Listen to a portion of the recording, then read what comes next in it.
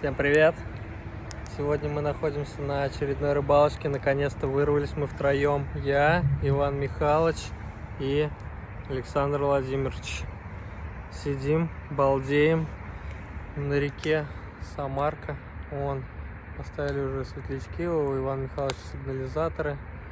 Короче, балдеем как можем. Сейчас одного подлещика поймали, грамм на 700-800.